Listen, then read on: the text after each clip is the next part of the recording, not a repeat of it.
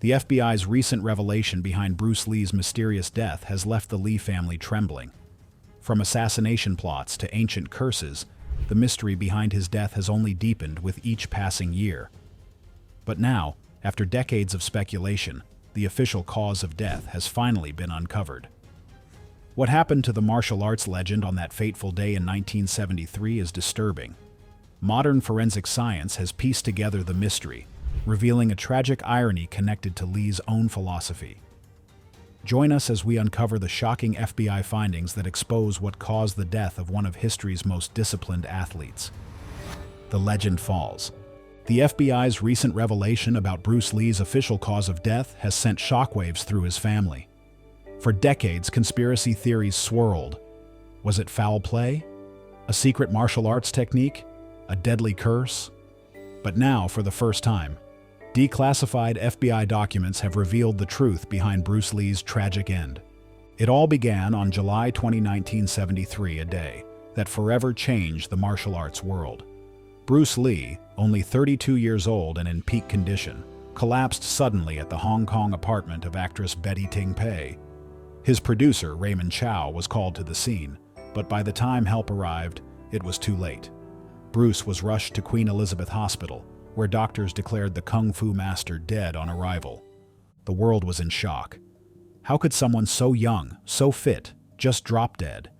The official cause of death at the time? Cerebral edema, swelling of the brain.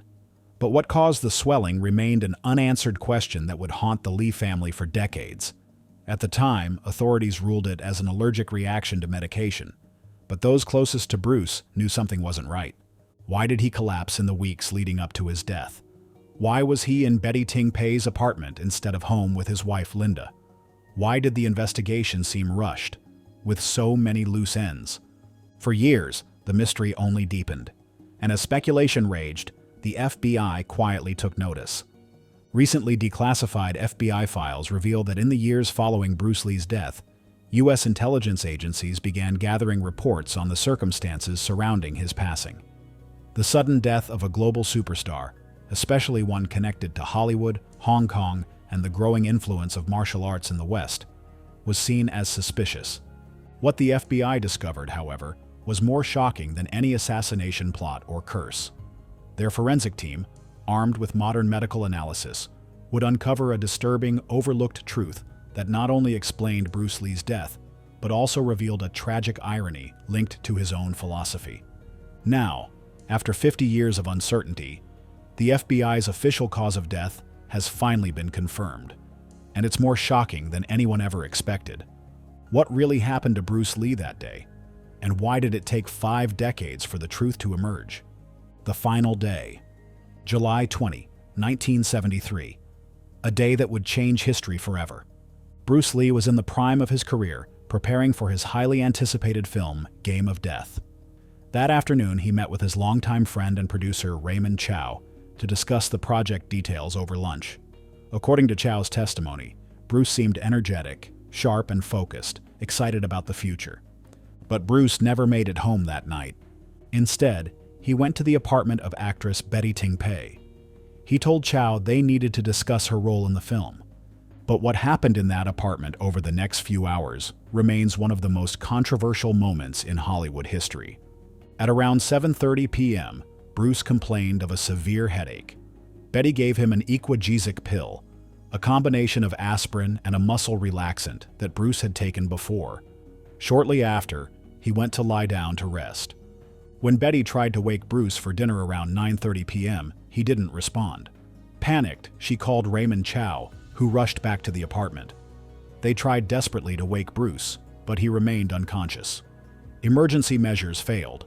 A doctor was called, who performed CPR for 10 minutes. Nothing worked. Then, Bruce was rushed to Queen Elizabeth Hospital, but it was too late. At 11:30 p.m., Bruce Lee was pronounced dead on arrival, shocking the world and devastating his family. "I keep replaying that day in my mind," Linda Lee would later tell investigators. "If only he had come home instead." The official autopsy revealed Bruce's brain had swollen to 1,575 grams, well above the normal 1,400 grams. Doctors ruled that the cause of death was cerebral edema, caused by an allergic reaction to the equagesic. But this explanation never sat well with Bruce's family or his fans. Why would Bruce suddenly have an allergic reaction to a medication he had taken before? Why was he at Betty Ting Pei's apartment instead of home with his wife, Linda? Why did he collapse just 2 months earlier, only to recover? Linda Lee remained skeptical. Bruce was too careful with his body. This doesn't make sense, she told investigators. Shannon Lee, Bruce's daughter, echoed this doubt years later. My father was incredibly disciplined. Something doesn't add up. But what no one realized at the time was that this was only the beginning of a mystery that would span decades. And as the FBI took a closer look years later, the truth would turn out to be even stranger than the wildest conspiracy theories. The first investigation. The official investigation into Bruce Lee's death began on September 30, 1973, more than 2 months after his passing. Conducted by Hong Kong authorities, it aimed to put an end to the swirling rumors. But instead, it raised even more questions. Dr. R.R. Lysette, the pathologist at Queen Elizabeth Hospital, performed the autopsy and confirmed that Bruce Lee had suffered from cerebral edema, severe swelling of the brain. However, the coroner's report offered a vague conclusion: death by misadventure. This official explanation suggested that Bruce suffered a rare allergic reaction to the equagesic pill he had taken for his headache earlier that evening. But almost immediately, medical experts and fans found glaring issues with this ruling. Cerebral edema isn't a cause of death, a symptom, explained Dr. Peter Wu, a neurologist who later reviewed the case files. The real question isn't what killed Bruce Lee, it's why his brain swelled so dramatically and so quickly. Even more troubling, the toxicology report revealed small traces of cannabis in Bruce's system, but at levels too low to be lethal. No other hard drugs, no poisons, and no signs of foul play were found. His heart, lungs, and other organs appeared healthy, with no signs of disease or trauma. Then came the biggest red flag of all, Bruce's mysterious collapse just 2 months earlier. On May 10, 1973, while dubbing dialogue for Enter the Dragon, Bruce suddenly collapsed in the recording studio's bathroom. He experienced seizures, complained of dizziness, and was rushed to the hospital. Doctors diagnosed him with cerebral edema. The exact condition would kill him in July. But Bruce recovered within hours, was cleared by specialists in the U.S., and resumed filming. Linda Lee provided testimony about Bruce's health. After the May incident, Bruce went through multiple medical tests. Doctors found nothing wrong with him. He was cleared to continue working and was following doctors' orders. But what if those doctors missed something? However, the investigation failed to connect these two incidents conclusively. Media speculation ran wild, with Hong Kong newspapers publishing sensational theories about curses, secret martial arts injuries, and even assassination by the triads for revealing martial arts secrets to Westerners. For decades, this incomplete investigation left Bruce Lee's family without answers. Linda struggled to protect her children from the rumors while dealing with her own grief and questions. Not knowing exactly why Bruce died has been a burden we've carried for years, Linda would later confess. We deserved better answers than what we got back then. Those answers would finally begin to emerge when the FBI became interested in the case years later and applied modern forensic techniques to re-examine the evidence. But not for decades. Years later, the FBI took an unexpected interest in the case. Using modern forensic science, investigators began re-examining old evidence with fresh eyes, and what they found would rewrite everything we thought we knew about Bruce Lee's death. Theories and rumors. Theories multiplied faster than facts in the decades following Bruce Lee's death. Every new discovery sparked controversy, but none could provide solid proof. Some believed Bruce's death was no accident, that someone wanted him dead. Others saw it as something even more chilling, a supernatural fate that was impossible to escape. For Shannon Lee, Bruce's daughter, the rumors were the hardest part. The rumors were like salt in our wounds. While we were grieving, people were spinning wild stories about my father's death. Medical theories ranged from heat stroke to epilepsy. In 2018, author Matthew Polly suggested in his book, Bruce Lee: A Life, that Hong Kong was experiencing a heat wave in July 1973, and Bruce had his sweat glands surgically removed from his armpits because he didn't like how sweat stains looked on camera. This may have triggered fatal heat stroke. Some neurologists suggested that Bruce suffered from an undiagnosed seizure disorder that went unrecognized in 1973. Through it all, Linda Lee fought against the more lurid speculations. Bruce was neither taking drugs nor was he murdered, she insisted repeatedly. He was a dedicated martial artist who took care of his body. Perhaps the most hurtful rumor involved Betty Ting, the actress in whose apartment Bruce died. Tabloids suggested they were having an affair, adding another layer of pain for Linda and the children.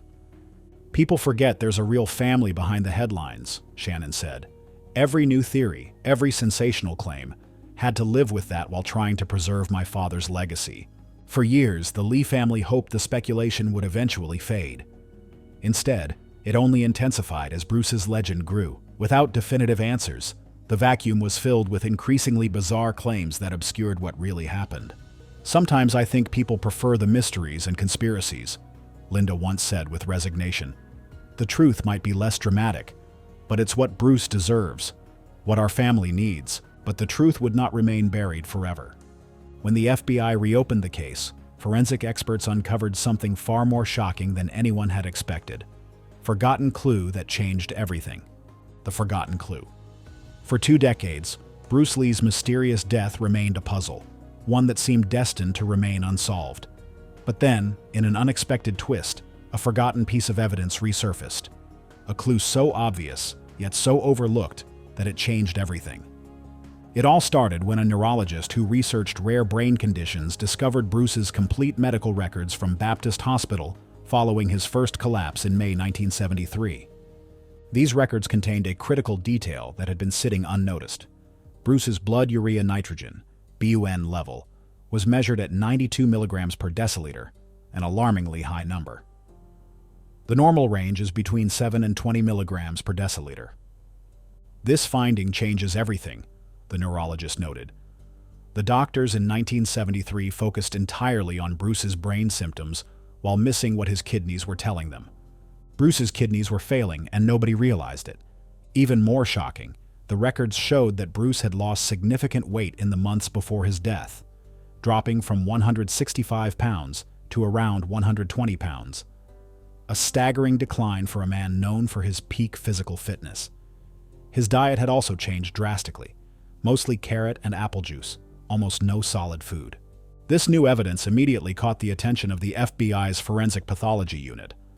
They recognized a pattern consistent with a medical risk that wasn't well understood in 1973: severe hyponatremia, a dangerously low sodium level in the blood that can cause brain swelling, seizures, and sudden death. For Linda Lee, Bruce's wife, the revelation was shocking. All these years, we thought it was something exotic or complicated, she said, but it was something so simple that got overlooked. Determined to fill in the missing gaps, FBI agents tracked down Bruce's surviving friends and associates, piecing together a disturbing portrait of his final months. Bruce was always experimenting with his diet and training, recalled James Coburn, one of Bruce's Hollywood students. He pushed everything to the extreme. His body was his laboratory, but this time I think he went too far. This long-overlooked medical clue would become the foundation for a comprehensive reassessment of Bruce Lee's death, one that would finally provide answers to his family. But before the world could grasp the full truth, an even bigger revelation was about to surface, a medical breakthrough that tied every clue together in a way no one expected. The medical breakthrough. In 2020, the FBI's forensic analysis team made a groundbreaking discovery, one that completely rewrote the narrative of Bruce Lee's death. A forensic toxicologist specializing in historical cases noticed something peculiar while reviewing Bruce Lee's preserved tissue samples from the original autopsy. What caught my attention wasn't what was present, but what was absent, the specialist explained. The electrolyte imbalance in the preserved samples was extreme, particularly the sodium levels. Using advanced mass spectrometry techniques, unavailable in the 1970s, the forensic team detected unusual ratios of potassium to sodium that suggested severe hyponatremia had occurred shortly before death. But the biggest revelation? They found markers indicating this wasn't a sudden event, but one that had developed gradually over weeks, maybe even months. This wasn't just about what happened on July 20, the specialist told FBI investigators. Bruce's body had been progressively losing its ability to regulate electrolytes for some time. So what caused this fatal imbalance? The FBI team connected the dots, linking Bruce's crash diet, excessive water consumption, and past medical episodes. Friends reported he sometimes consumed nothing but carrot juice for days. His weight had dropped dramatically. Photographs from Enter the Dragon, compared to those taken just weeks before his death, showed alarming muscle loss despite his continued training. "We believe Bruce had unknowingly put himself in a deadly cycle," explained an FBI agent. His restrictive diet depleted essential electrolytes, which compromised kidney function, and his excessive water intake was flushing sodium out of his bloodstream. His medications, including diuretics and equagesic, further disrupted his body's ability to regulate fluids. His previous collapse in May had been a warning sign, but it was ignored. And on July 20, 1973, the final trigger sealed his fate. On the day he died, Bruce was sweating excessively due to Hong Kong's heat wave. But instead of replenishing his sodium levels, he drank even more water, unknowingly diluting his blood further.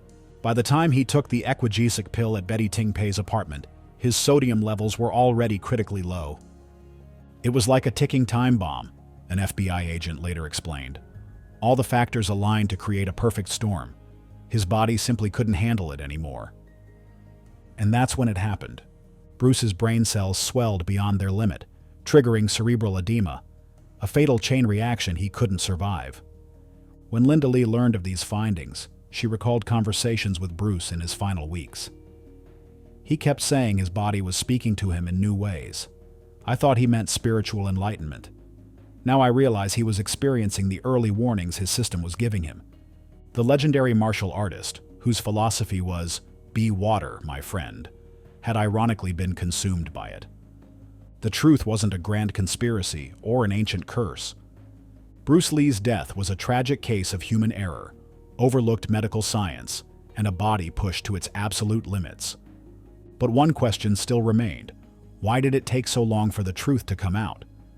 The FBI's official report would finally put the pieces together. The FBI involvement. For the first time, the FBI's Cold Case Forensic Analysis Unit became interested in Bruce Lee's case after several medical researchers published new papers questioning the original findings. With Linda Lee's permission, they began a thorough review of all available evidence. The inconsistencies in Bruce Lee's autopsy reports could no longer be ignored. "We never expected the FBI to take an interest after all these years," Shannon Lee admitted.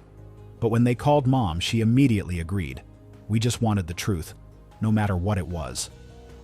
With Linda Lee's permission, the FBI launched a full-scale forensic investigation. They re-examined the original autopsy reports, medical records, eyewitness statements, and even climate data from Hong Kong in July 1973. A specialized FBI task force was assembled, forensic pathologists to analyze the official cause of death, toxicologists to determine if toxins, medications, or drugs played a role, and kidney specialists to investigate Bruce's underlying health issues. What made this case particularly challenging was the cremation of Bruce's remains shortly after his death, leaving no physical evidence to re-examine. Instead, investigators had to rely heavily on medical records and eyewitness accounts. The challenge with cold cases is separating facts from the legends that grow around them, the agent noted. With Bruce Lee being such an iconic figure, that was especially difficult. As the investigation progressed, the Lee family received regular updates. For Linda and Shannon, it was an emotional roller coaster as new findings challenged long-held beliefs. "Some days I'd feel like we were finally getting answers," Linda recalled. "Other days it felt like we were losing Bruce all over again as we learned more about his suffering." But then, after months of painstaking research, the FBI uncovered a crucial link that had gone unnoticed for decades. Bruce Lee's mysterious death had one undeniable connection: water. The official report. After 18 months of intensive investigation, the FBI officially released their findings in a comprehensive 126-page report. The document, bearing the FBI seal, was first presented to Linda and Shannon Lee before being made public. "The moment they handed us that folder, my hands were shaking," Linda recalled.